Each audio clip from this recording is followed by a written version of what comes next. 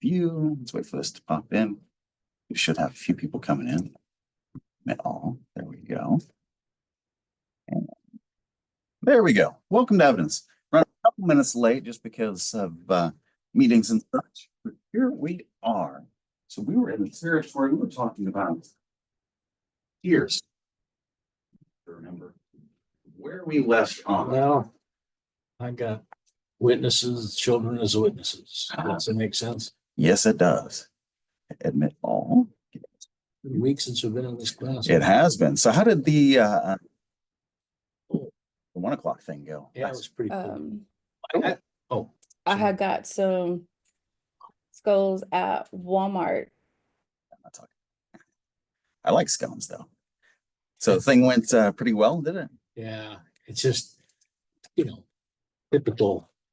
I think sometimes people are a little bit afraid to say anything, but Yes. especially if you got something that's not a good point. But it went pretty good. All right. I was going to ask you about that because you said you're going to give us some kind of credit for Yes.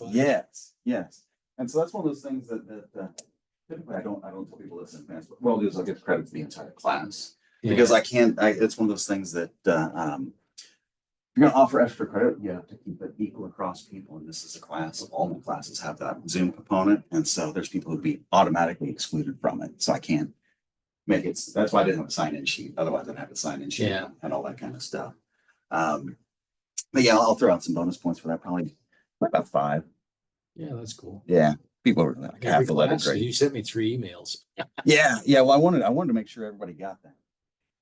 That's 15. Yeah, there you go. It is because it goes across classes. Yeah. All right, so might help. grab this and grab, but it didn't take that first one. Grab that, download that. All right, and then I should. We're getting there. I think we're in 7 right now, but we've just about wrapped up, if I remember correctly. 6. Chapter 5. This one is this the book? Or am I clicked the wrong book? I think I clicked the wrong book. Maxfield, it's Gardner. So 6, 7. Check 7 first, see where it pops up. Use of hearsay in the courtroom. So maybe we were in 6. Yeah, we might be further ahead. My notes are from 9:18. That's Privileged witness shield laws. We talked about that. Use of hearsay in the courtroom. We started talking about that. I might be wrong about that child. Did we start getting into hearsay in here? I thought we did. Might be where we're at. Then Last notes I have were about the Fifth Amendment and self-incrimination, where it does and doesn't apply. Okay. Cool. I think we're nearing the end of 6. Okay, cool. In 6, maybe. Yeah. It's gonna be back here. Yeah, I think we might have just finished. Yeah, that would have been when self-incrimination doesn't apply. Yep. Military voluntary intelligent waiver of the privilege. We should probably talk about that for just a second. It's a quick review for some of this stuff. Okay, so 5th Amendment, again, it's a privilege against self-incrimination, but it's a privilege to be exercised by the person who speaks, right? And so there are special caveats for certain relationships for that, where you can essentially not have to incriminate someone else because of your relationship to them. Yeah. Constitution requires that government seeking to punish an individual produce evidence against himself or herself by independent lawyer. Is not considered. The basic thing here is what it is so long as it's got some self-incriminatory aspect of it, you can plead the fifth. If it doesn't, you don't get to, right? And so that's another one of those gray areas where it's if in some way it is self-incriminatory in nature for something, then you can invoke that privilege. But realize that what it's saying is that there might be something there, or is something there that is incriminating in nature. So it's kind of a double-sided sword a little bit, because where do they word that privilege instead of right? It's not a right. It's like it's a privilege to drive a car, but it's not a right to drive a car. What's the difference between our driving? Well, it's because you get in that compelled speech kind of. And so our speech stuff, and this is where things kind of get really interesting in terms of society. Yeah. And so typically what we do is in terms of like legal and verbal kind of thing, regulate what you can say. So there are certain things that you can't, right? So basically we regulate it by excluding. We exclude certain things you can't do or can't say, that kind of thing. This is one where we're forcing you to perform something. And so it's a little bit different because in this instance, it's not that we're, preventing you from talking. It's that now we're telling you to. And this is the one time where you get to say, well, you can't make me talk. That kind of thing. You also can't make me shut up. It's like, that's the other thing. And so like I said, it's a heck of a double-edged sword because as you deal with it, what you end up doing is it's two things at once. You protect yourself in the short term. In the long run, you might be identifying something else or someone else who's paying attention. It almost means you have the right to choose. Yeah. Whether Oh, you do. against self-incrimination or to incriminate. Oh, yeah. You choose. And You that's have exactly privilege. it. Yeah. Yeah. So it goes into the choice aspect of it, which is always this for choice is it's the voluntariness, voluntary, and sometimes they'll use knowing, sometimes they'll use intelligent, and that's your standard, two things that you need for anything consensual, right? You have to do it of your own volition, and you have to understand what you're doing, and that's going to apply with this too. So if you're going to speak, when have you waived that right, that against self-incrimination, that privilege? Yeah, I don't like the fact they put the word privilege in there because it really does. Yeah, It wears wow. away. Yeah, because it's not a privilege. It is a right. And they got it in red. That's why I can't Yeah. figure out like it's It's highlighted. probably a textbook thing where they're trying to draw a distinction that there's probably some argument there to be made, really, because it's the only privilege incorporated in the U.S. Constitution. The Constitution has many straits. So maybe that's gonna have to do with conceptualization of they view as privileges in terms of probably time ordering. Would it wouldn't have anything to do with the state thing, maybe, would it? Maybe some states it's not really a right. Well, It's 'cause it says it'll be in the many states. constitutions, and most Yeah, states will have many, that. many states. Mhm. Yeah, and so you start getting into that whole incorporation stuff a little bit too, probably. But the big thing here is that voluntary and intelligent aspect of the waiver. Because I think they'll start talking about this one. If they don't, we'll start talking about it. So that's when you start dealing with hearsay and things spoken. This is a big way you can get stuff into the courtroom. If it's consensual in nature, it's getting in, kind of thing. If the person wants to say it, they know what they're saying, and it's affecting the case. Yeah. We'll talk more about that one in a minute. First, we'll talk about some mess on here. Exemplars. So there's some distinction in here between physical evidence and when something's self-incriminatory. And then we move into hearsay. What will happen is you start moving into verbal, the verbal aspect of it, because evidence is pretty straightforward, like handwriting. If we ask for a handwriting sample, it's not the fact that you wrote out the same words, they're comparing the style. Same thing with speaking. You can do that as voice exemplars. It's not the fact that you said the same words that the attacker did that made you guilty, it's how similar it is to it. When you start going into, I blanked out, lost my thought there for a second. Exemplars.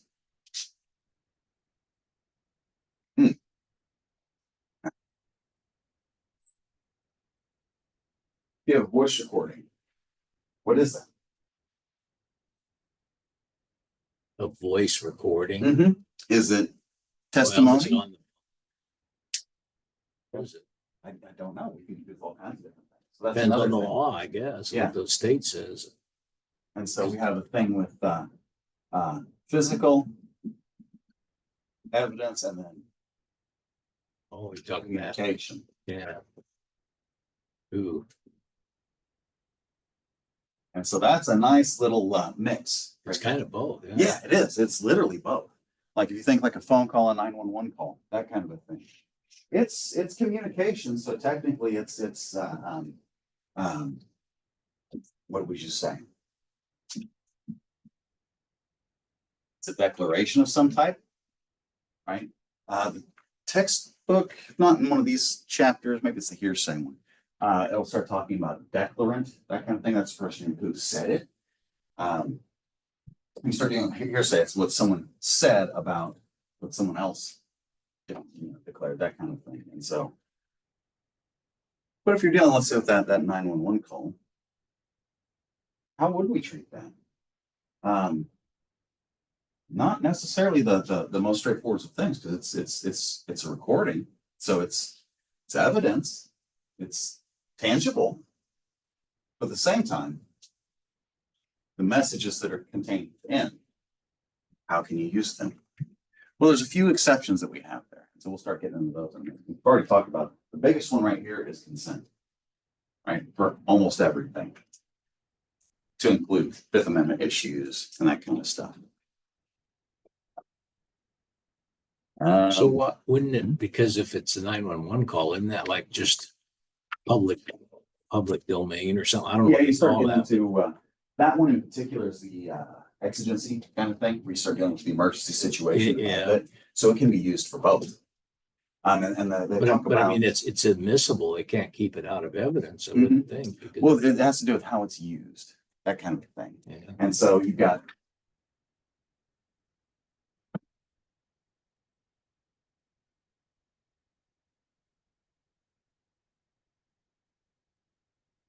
admissibility and use.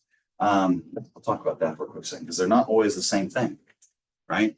And that's kind of what we're getting at a little bit here is, to some degree, like, we're only concerned with admissibility and its proper use.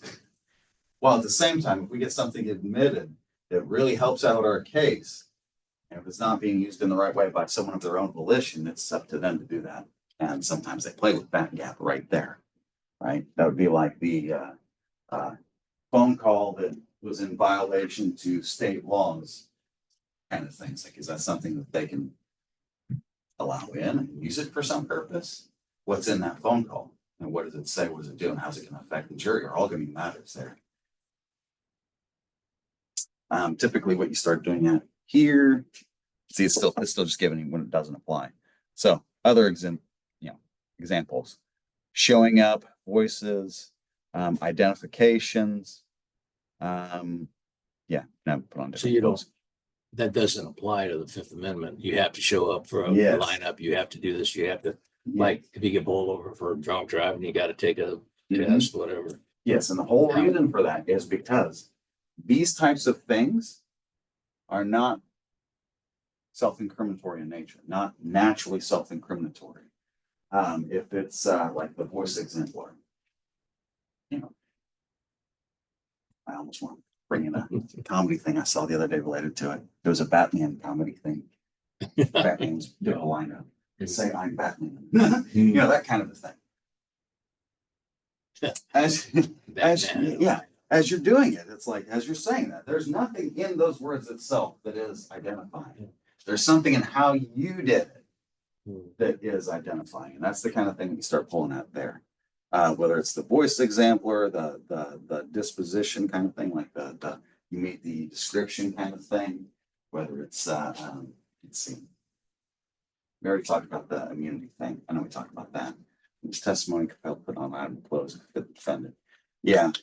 You start talking about lineups, having it to where you don't identify anybody as a pretty big one. So that last part, where immunity, that's not in your own case. That's in like somebody else's case. You keep yourself from being incriminated, I guess. Yeah, we talked about this one a little bit the other day when we were talking about Rittenhouse. So that's one where it's a really clear example. Yeah. The person who got shot in the arm there, if you watch the videos, he was pointing a gun at the head of the guy who shot him. Yeah. Right? Now, he was on the stand and he testified to a whole bunch of things, but he used this a whole lot. Now, if the prosecutor there wanted the truth to be known, the prosecutor would have granted immunity for everything said at that trial. They did not do that. So that way, this person who is testifying has to watch what they say and has to do it with a specific purpose. Right? And if that purpose is out of alignment, guess what? You might be in the system next. So that person was on the hook. It's like, that's not a good situation. Yeah. If you deal with corporate entities, they're not people. Incriminations of others. We've already talked about that. Okay, so here's another one. Public interest. Right? So that's going to be that exigency, that emergency situation is one of those. There are other situations too. When we start getting into that hearsay itself, that's where you get some specific caveats that are cut out. Case of military law enforcement witness illegal conduct. Yeah. They'll testify where there's been voluntary intelligent waiver privilege. Okay. So because of their positions, that kind of thing, they don't have the same. And then there's your waiver. Just thing I want to say about waivers in addition to that. No, but just for a little bit of history's sake, you remember what do I want to say here? Miranda, right? That's the case that has to do with self-incrimination, that kind of stuff. If you look at it, probably the most interesting thing to it is a case by the name of Dickerson versus United States in the year 2000. So what they did is they had a case where they had a confession that came in that was not intelligent. The person did not know what they were doing. And they're trying to get it in anyway because whenever Miranda was first passed, Congress passed an act to try to override it back in the 60s. And it sat on the book for 40 years until finally the situation came up. Well, let's try it and see what happens. And so they revisited that. Basically, what they mean is voluntary is of your own will, like you're not being put under pressure. The intelligent part for self-incrimination, in particular for the verbal side, is you need to be notified of your right to counsel and right to remain silent in advance. Because if you don't, that's a due process thing and it invalidates it. And so that's one that's a little bit different than some of those other ones. I mentioned that before. Not like the exclusionary rule. You have to tell people. Okay. Applies to documents and other materials, so it's only if they're in the sole possession of the person invoking the privilege. That's actually a really big one. I can't remember if that's the case I'm thinking of or not. Basically, what happened in the landmark case that had to do with this, one of them had to do with newspapers. Basically, what it was is newspapers, journalists out taking pictures. There were some criminal incidents that took place at one of the places where they had journals assigned that they could have had pictures of the incident itself. They got their warrant, their search warrant. They went and they effected that search of that third party. Nothing you can do to stop it, even if it's a press or something like that. It's you can still be subject to that if it's something that they reasonably hold it. They don't have that Fifth Amendment privilege, that kind of a thing. And so, hand it over.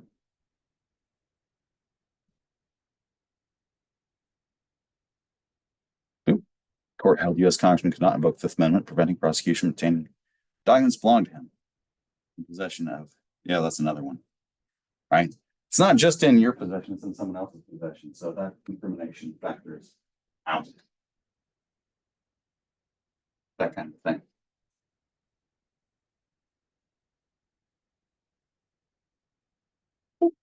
Okay. Self-incrimination becomes applicable when communication is compelled, testimonial, self-incriminating, or in any other case. Okay. That compelled speech is a subpoena process, right? That's one where society's taken a bit of a change in the last few years, where it's you're starting to see some more of that out in the social sphere, because that's something that typically kept very. That one was basically just studying the subpoena process. Testimony. Testimony is different from documentary evidence, right? Testimony is that communication. Self-incriminating, and it's in. You're dealing with criminal cases, of course, that self-incrimination is going to be a factor there. Does not apply. You insist you're innocent of crime, and there's no self-incrimination, right? Person refused to answer specific questions on a tax return, but does not refuse to file a return altogether.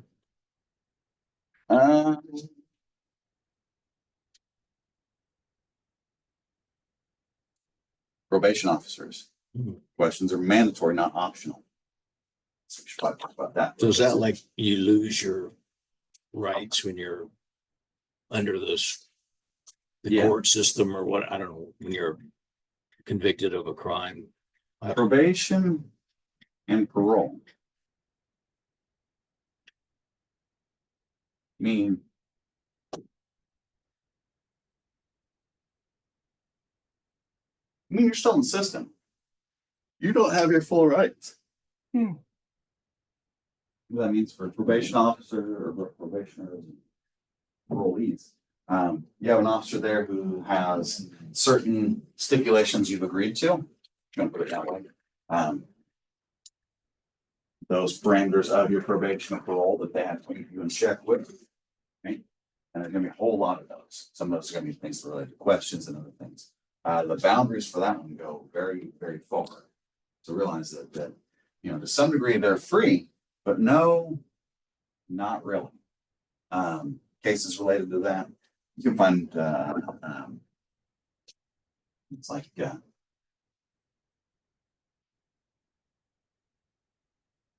searched or, homes entered. Those are the two biggest distinctions right there. When they get searched, they're still in the system. You can be searched at any point in time. I don't need anything. You're on parole. What's in your pockets? That kind of thing.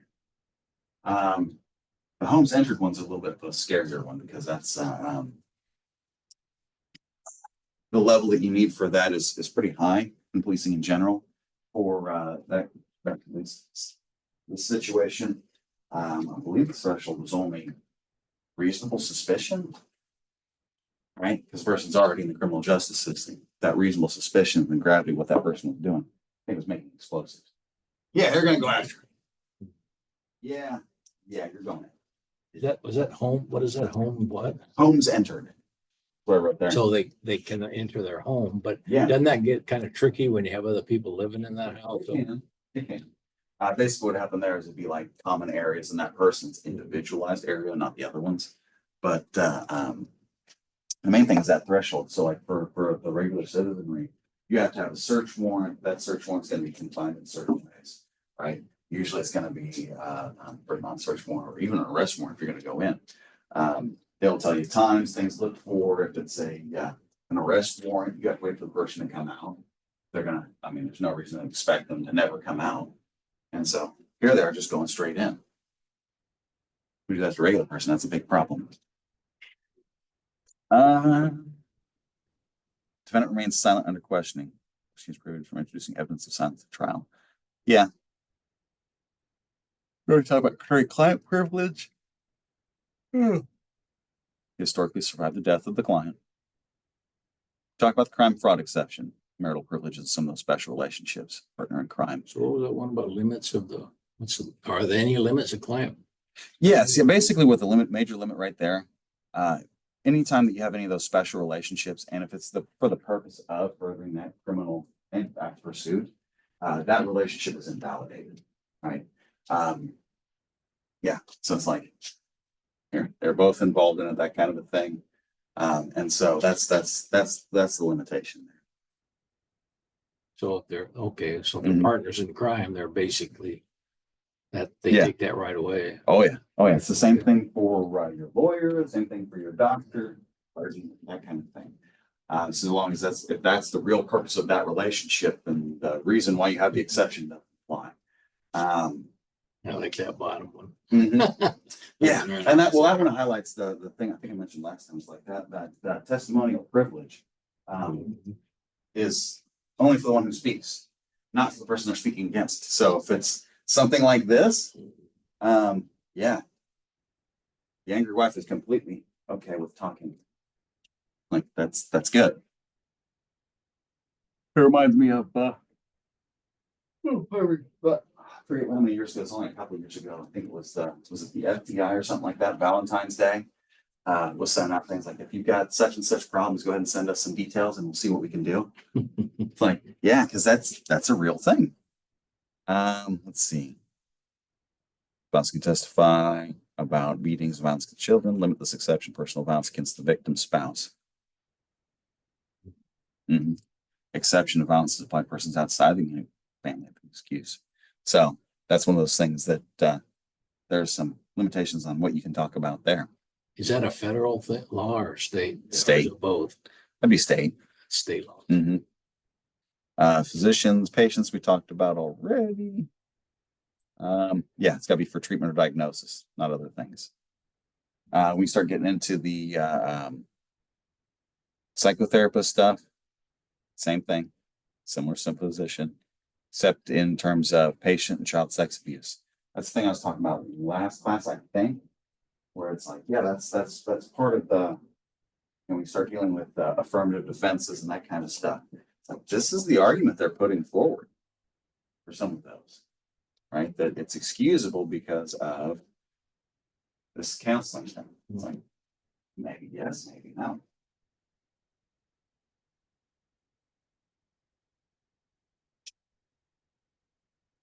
Okay. Supreme Court has recognized it.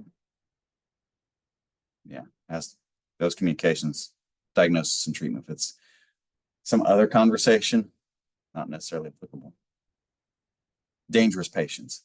Okay, so whenever you start dealing with some of these issues, you'll run into patients that are dangerous. So how do you identify that threshold? When's the danger so much so that I could no longer be held to caring for my patient? I guess would be the way you want to look at it. I don't know. Point in time they're identified as dangerous is no longer privileged, right? That's why, remember we're talking about the affirmative defenses and insanity and that kind of stuff, the mental illness stuff. Realize that's a label kind of thing, just like this one is, right? Depending on how we use that label, you might catch a lot more than just that, right? So if we label someone as dangerous, what is danger? How do we identify danger? That's not easy because everybody's dangerous. Okay, sexual assault, counselor's privilege, yeah. Victim advocate statutes. We already talked about penitent, reporters, we already talked about. Yeah. They can refuse to disclose sources in some states. What is that about reporters? They don't have, Basically what it is it has to do with They don't disclosing of sources and the value of what they do. There's some give and take on that. I remember whatever. because I've heard of cases where they throw them in jail. Depending on for what you're not doing. giving up your source. Yeah, depending on what you're doing, that is the case. Yeah. That's one of Or those. contempt, I guess. Yeah, and so you start moving into criminal territory if you're told you have to give it over. That's one of those things where it's not just operating on the legal, it's that moral thing. That moral element of what people view there is the biggest determinant of what happens. They view that that's okay or not. Yeah. Only by professional journalists, that means certified, that kind of thing, that you've got some type of way to identify yourself as a journalist. If a person's posting information that's not traditional, yeah, that's social media coming in there. One court has held that simply posting a story does not qualify for the privilege. So,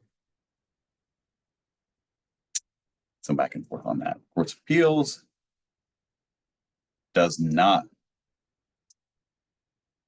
create that privilege. So, we have to choose whether we recognize it. That's not a federal. Should leaking be encouraged?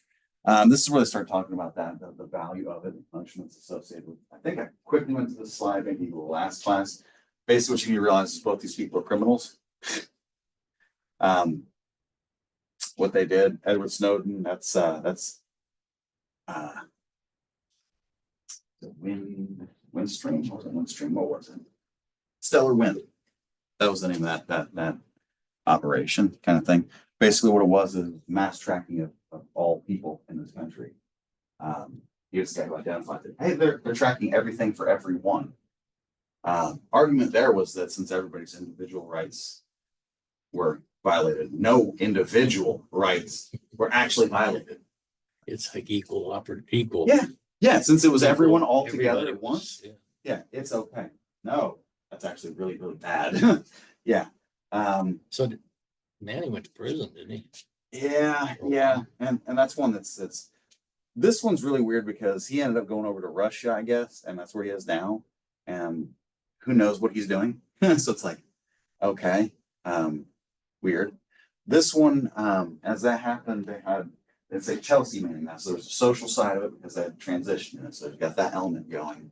But really what it was WikiLeaks. They leaked a whole bunch of stuff to WikiLeaks. And Is that why they had Assange in one of the reasons. for all that? Yeah, it's one of the reasons. Because he just got out of that. They just dropped all that Yeah. stuff recently. Yeah, he spent, what was it? Where did that? 2010, it's 14 years. Yeah, it's longer than that. He was there for like 2 decades. Wow. Yeah, if you not know who Julian Assange. there you go. Yeah. I almost want to say Estrange. Yeah. Assange, founder of WikiLeaks. He's the one who spent, I forget how many years in an embassy, basically just hiding because as soon as he would have left or tried to travel, that would have been prison for him. And had false charges placed against them. Maybe real charges. We don't know. They've only been alleged. It was a long time. Yeah. Years. Yeah. And so it's like, is that real? Is that just a way to keep him locked up? Who knows? What is he doing? He's releasing information. Why is that so problematic? I don't know. Parent-child privilege, limited. It's very limited, if it even exists. Yeah. Common law parent-child privilege. That should come from legislature, not the courts. So they didn't touch it. Next, informants privilege. Okay, so I think I talked about this one already, so I'll just go through it real quick because about it for that one. When you start dealing with informants, usually what you'd have to do is they have to be in court because of the whole confrontation clause. You have to have them there. You want your accusers, the accused would. And so at that point in time, usually what happened is that they have to be identified and that person is no longer a source. They're no longer an informant. They've been burned. Purpose privilege is furtherance protection. Yeah. Limits. Not an absolute privilege. Must give way when there's a compelling need. Right? Drugs are found, defendant was charged, made a man name, informant, judge accuracy of search warrant. Okay. The search warrant thing, we'll talk about that for a quick second. The way they used to do that is whenever they were trying to determine the, I don't want to say validity, that the search warrant, typically you'd have to prove beyond a bias, more than likely level, probable cause, that the information that you've received is trustworthy and reliable. Several decades ago, you'd have to do that with the informant too. You'd have to verify the informant and the information. Anymore, we're just more concerned about the information. Like the informant may matter, but the accuracy of the information itself is much greater value than the informant is in that individual case-by-case situation. Okay. Privilege not to reveal government secrets. Yes, government keeps secrets. It was a qualified one that would give way to great need for relevant evidence protected by privilege to be shown. Yeah. I'd say that's probably over abused a lot. It is. It is. When you start looking at governmental privileges and secrets, that kind of thing, you start seeing a lot of things that are very questionable. It doesn't talk about this here, but I think this has come up before because it kind of does a similar thing. FISA courts, they have very secretive meetings. Those are the foreign intelligence and security. So anytime you have communications across country borders, kind of thing.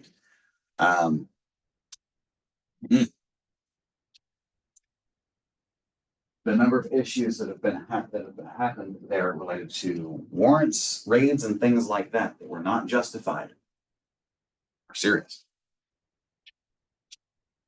Yeah, secrecy of grand jury proceedings. Yeah, they keep those quiet. But, well, it's one of those things that it's that one's a little bit kept secret. It actually kind of helps in some ways because, as I said before, grand jury proceedings are not like your standard court proceedings. That's only the prosecution getting to talk, and so we want to keep that kind of quiet because if only the negative side comes out, that's not good. Everyone's going to think that person's guilty already. I don't know how they put that in the Constitution, to be honest with you. Yeah. Because the founding fathers were totally against government, like Well, just, I just yeah. piling on a person. And that's what they're doing. They're giving you all the evidence that this guy's guilty and you don't have a defense. That's it. Yeah. Well, what it was is they wanted to pile on this is my interpretation. Yeah. Specifically. But what I think it was is they were trying to pile on processes to keep the government from using them. That's why the jury proceedings are so difficult they weren't expecting to have this many people here or this many problems.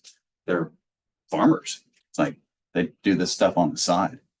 They had real Yeah. stuff they were doing. Well, it's part-time. Yeah. It's supposed to be a full-time job. Exactly. And not supposed to be one of the best paid jobs in the country. Yeah. Yeah. Some reasons for historic use of secrecy, dependence and freedom, grand juries, reputations, preventing people who've been indicted from fleeing, encourage witnesses to testify freely, and for deliberations. And that takes care of that one. And then so 7, hearsay in the courtroom. So whenever we have statements, like there's the stuff that's or from information that comes to me directly. When we're dealing with witnesses, that's what they talk about. They talk about it in terms of your standard witness and your expert witness. Both of them are drawing on their own information, right? That's information coming from them. Witnesses, it's what they've seen, that kind of thing. What happened? For expert witnesses, it's their expertise to make some determination about some factual matter, that kind of thing. Hearsay is where you're talking about what you heard someone else say. So the value of this is not nearly as reliable. Here it says, list the questions that should be asked during the statement is hearsay. What is that? State why hearsay raises questions of reliability, an assertive statement. Why he said he would kill me might not be hearsay. Identify co-conspirator rule and prior statement. The witness is not hearsay. There you go. Okay. I actually just talked about that. Yeah. Witnesses. Usually it's something that they saw and they're just kind of retelling the thing. The principle means used by courts to guard against standard risks and requirements that the witness testify over. Be available for cross-examination. It's that cross-examination element. That's why hearsay is such a dangerous thing, right? We want to be able to face our accusers. Here we have someone who's talking about someone else who made an accusation. Ooh, sounds kind of flighty. Okay. Testimony. We talked about it already. Like it's got some serious problems. People, there's a lot of information to go through. Right? You have the accuracy of what the person's picking up. You have their ability to remember it. You have what it is they actually say and what meanings attached to it. And then you have how they're perceived.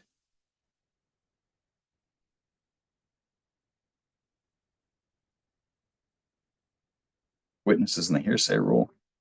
Inadmissible. You know something is hearsay, the rule excluding its admissibility is subject to numerous exceptions, right?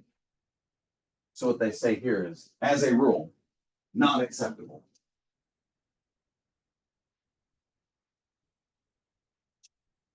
Something is hearsay, the rule excluding its admissibility is subject to numerous exceptions. So there are exceptions to that, though, to let it back in. And so that confrontation clause is in the 6th Amendment. That's where they're talking about restriction of out-of-court testimony, that kind of stuff. You're not facing your accusers. You don't get to test those statements. How can you test the validity of something that someone else heard someone say? Yeah, he said he would kill me. Okay, you heard him say something. Okay. Is anything else there? No, he just said that. Yeah, people say that kind of stuff a lot. Do you do anything threatening? No. Okay, history of hearsay, 13th to 17th century. Yeah, anonymous accusers, absentee witnesses. Basically, it's people with an axe want to use it.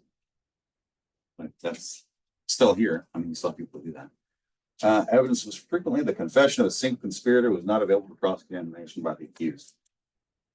Okay. And you've all heard depictions like Salem witch trials and that kind of stuff.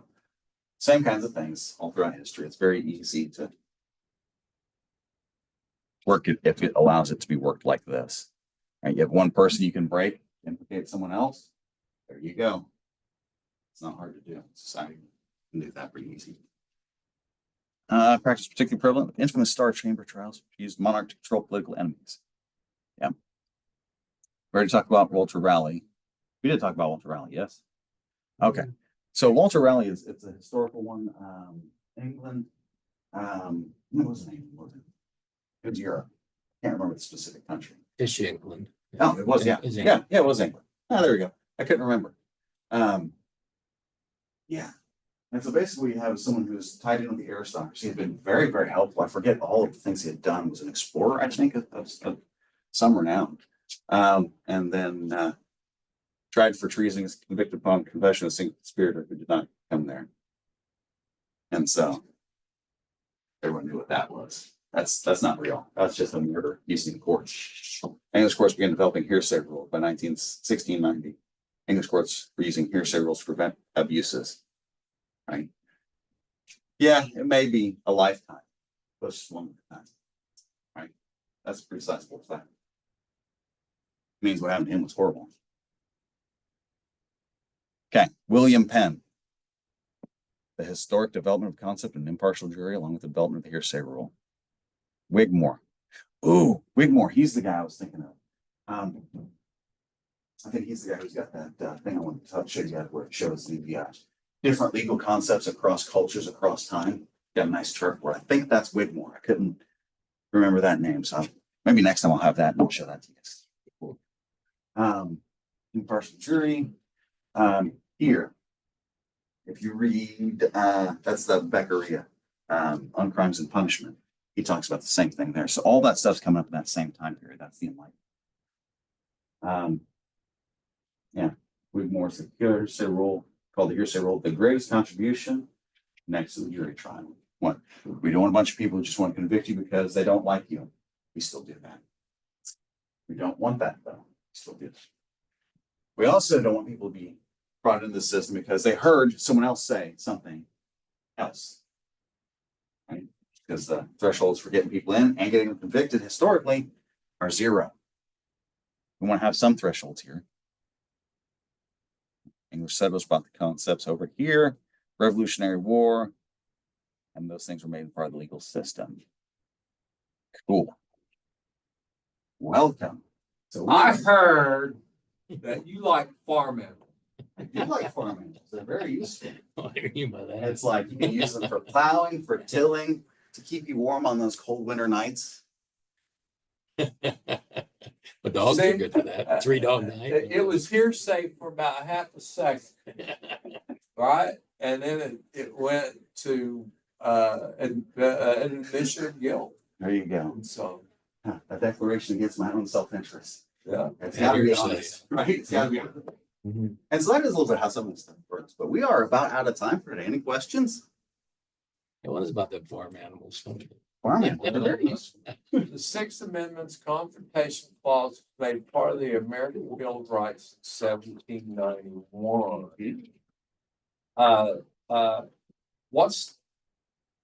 What's significant about the Sixth Amendment? Sixth Not Amendment. you, I'm asking you. Student. Just talking about it. Okay, so the Fifth Amendment's the first place that you see a thing called due process of law, right? You say due process. What does due process mean? No. What does due process mean? You know this, what? What's that mean? What you get, I get. What I get, you get, right? Because it's a dynamic living thing. So Sixth Amendment comes in and says, well, if you don't have the right to another smart person and you're just up against all these smart people, is that due process? Right? Because sometimes, you know, you might be going up against a really, really good litigator and you're just kind of standing there going, Yes. I don't even understand what you're talking about, right? Definitely. So you get to have somebody that can go, oh no, that's bullshit. You don't know you can't prove my claim. You're speculating. You're trying to tell these people over here in this box something that's not true. Donnie Baker's defense. Even if he didn't kill him, he needed to kill him. All right.